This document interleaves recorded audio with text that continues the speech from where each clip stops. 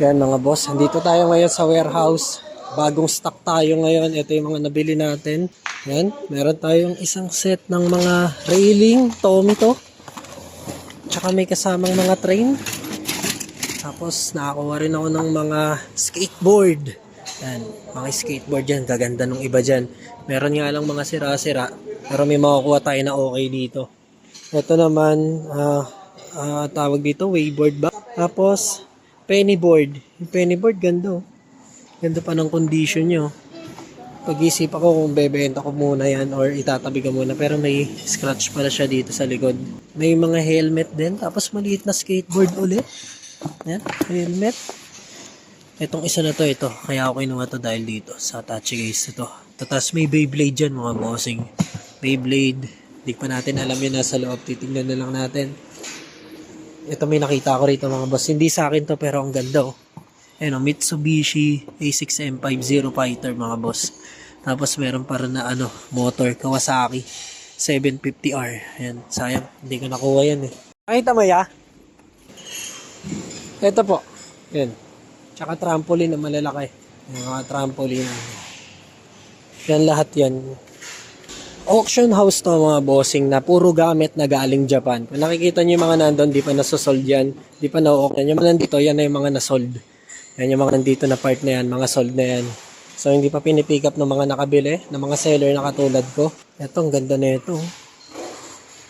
Pang gym. Ito, sulit ka na dito. Dito pa lang, sulit ka na. Yung mga gantong klase ng laruan, di ako nakakuha eh. Medyo matataas kasi yung gantong box. Yan sayang, pero may mga panalo dyan sa loob niyan, panigurado. Ito, ang ganda nito. Lagayan ng ng aso sa sasakyan. Kakaiba talaga gamit sa mga Japan, mga boss. Tingnan mo, ang ganda ng bike na to. May nakita pa akong scooter dito. Pakita ko sa inyo, dito yung scooter. Ito, alloy to, yung scooter na to. Ito, solid to. Alloy. Ha? Ito, solid alloy. Tapos may kadena yan. Ayan o. May kadena siya. Ngayon lang ako nakita ng scooter na may kadena. So, meron ba tayong bagong unit ngayon na pellet gun, mga bossing go? So, sa mga nagtatanong, itong vlog na to is para talaga sa mga pellet gun, mga bossing. Inintrohan ko lang siya ng mga pang Japan surplus natin para kung sakali ma-monetize pa rin. So, meron tayo ritong Q1 na transparent na color blue, mga bossing, nagbabalik. And then, meron pa tayong isang nagbabalik na unit dito. So, meron tayo nung car 98 natin mga bossing na merong magazine na maliit mga bossing, no? So mamaya buksan natin to. Yan, itong car na to, ito yung solid na car mga bossing. Hindi yung katulad ng unang car natin na dito nilalagyan ng bala. Itong car na to mga bossing, yan, ito meron siyang magazine nga. And then mas mabigat siya doon sa una. And then mas premium yung design nito, no? Yung bagong unit naman natin dito mga bossing, meron tayong G19 mga bossing na maliit din. Ayan, cute size. Ito, dagdag sa mga cute size natin daw mga bossing. Kasi meron na tayong ZM03, meron tayong G43, and then, ano pa ba yung isa? ZM03, G43, M17 mga bossing. Ito naman is G19 mga bossing, 26 Gen 4. Mas malapad yung handle niya mga bossing, no? Ito yung unang napansin ko agad sa kanya. Mas malapad yung handle niya.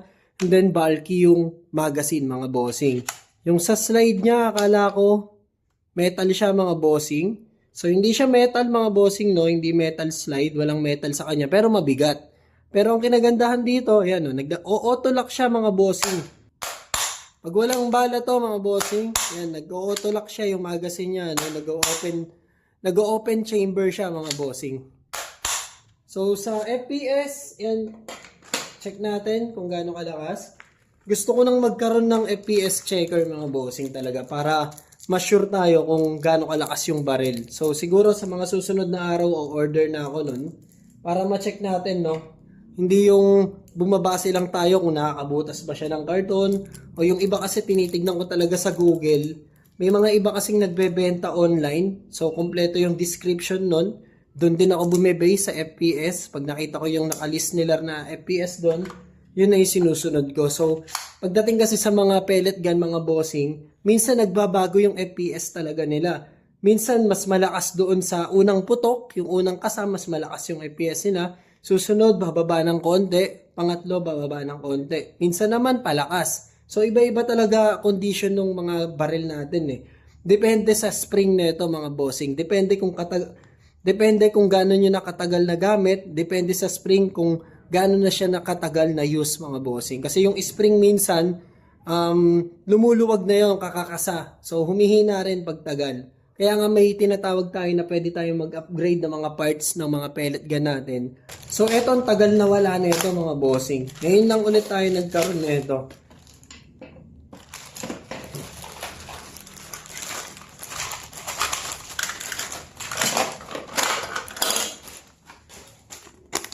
So, sa attachment niya mga bossing, kompleto, merong laser, meron tayong scope dito. Yung scope niya, medyo nasisilip siya mga boss, no? Ayan, kung makikita nyo, meron siyang glass, pero hindi total ito na talagang legit na scope mga bossing.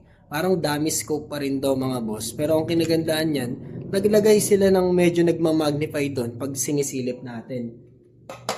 May kasamang tali. Ayan yung magazine niya. And then yung pinaka-body, mga boss, mabigat talaga siya mga bossing ko, no? Yung Car 98 kasi natin na una, mga bossing, yun, magaan yun. And then yung design nun, hindi ganito yung texture nun. Ito kasi yung texture nito, para siyang kahoy talaga. Kung mapapansin nyo, yung design niya is parang kahoy talaga. Yung una nating ganito na ordinary, mga bossing, plain brown lang siya, mga boss. Tapos halatang halata mo na plastic, mga bossing ko. Ito kasi talagang parang kahoy siya mga bossing. And then parang may bakal sa loob. Although yung body niya mga bossing, plastic yan. ABS plastic. Yung mas makapal na plastic yung ginamit dito. And then nilagyan siya ng bakal sa loob para bumigat mga bossing. Napaka-solid nung buttstock niya ang bigat mga boss. Parang ito yung solid part na itong baril na to. Sa pag-reload ng bala mga bossing, para siyang gel blaster, no? Kailangan yung pindutin to para umangat mo na yung bala ron. Para humigop siya dire-diretso mga boss. Ganto lang kayo ng ganto dyan. No? Pindot lang kayo ng pindot. So, check natin. So, ganyan eh. Kailangan paangatin mga bossing. Meron kasi siyang gear sa loob na umiikot. Ayan. So, ayan mga bossing. Oh. Ayan na siya. Ayan na yung bala mga boss. So, lumitaw na. Tingnan natin yung pinakasagad niya. Ayun. Yan. Yan yung pinakasagad. Lumuha na eh. Dun lang. So, ayan yung pinakasagad. Testingin na natin to agad. So, sa paglalagay ng magazine mga bossing, no, wag yung lalakas na ganun. Medyo idiin nyo lang ng konti. Pag narinig nyo yung click sound na to, yun, nakakabit na yun. So, wag yung pepwersahin na, baka masira. So, lagay lang din natin yung pampahaba niya na parang silencer. So, nasa 36 inches yung barrel mga bossing. Nung sinukat ko magmula dito sa suppressor niya, kung mapapansin nyo yung suppressor niya, mga bossing, may naka-engrave pa talaga dyan mga boss. Talagang parang premium tong Car 98 na to mga bossing. Meron din siyang laser. Yung laser niya, meron pa siyang laser dyan, di ba? Meron pa siyang ilaw dyan mga boss. So, pwede nyong alisin tong ilaw na to kung ayaw nyo. So, sa pagkasa na ito mga bossing, pag kinasa nyo, kailangan pa ibaba. Wag pa ganyan mga boss kasi hindi siya kakain ng bala. Kailangan pa ibaba na ganyan. So, hatak lang. Pagkahatak, balik. Yan, pa ganyan. So, ayan mga boss.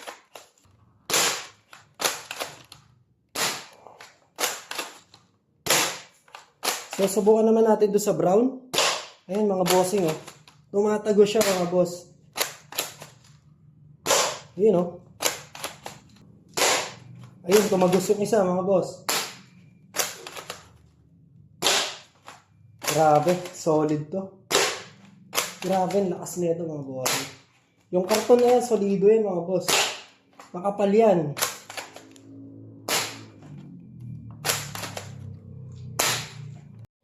Yung karton, makapal siya mga boss. Ayan yung tama nung mga bala. Yan, talagang bumaon mga bossing ko. So yung G19, subukan naman natin mga boss.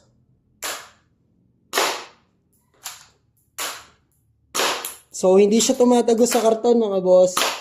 Pero tumatalbog siya sa akin. Ang sakit. Tumalbog siya sa mukha ko. Pero pwede na to mga bossing ko. Pang target. Diretso naman yung tama nung bala niya.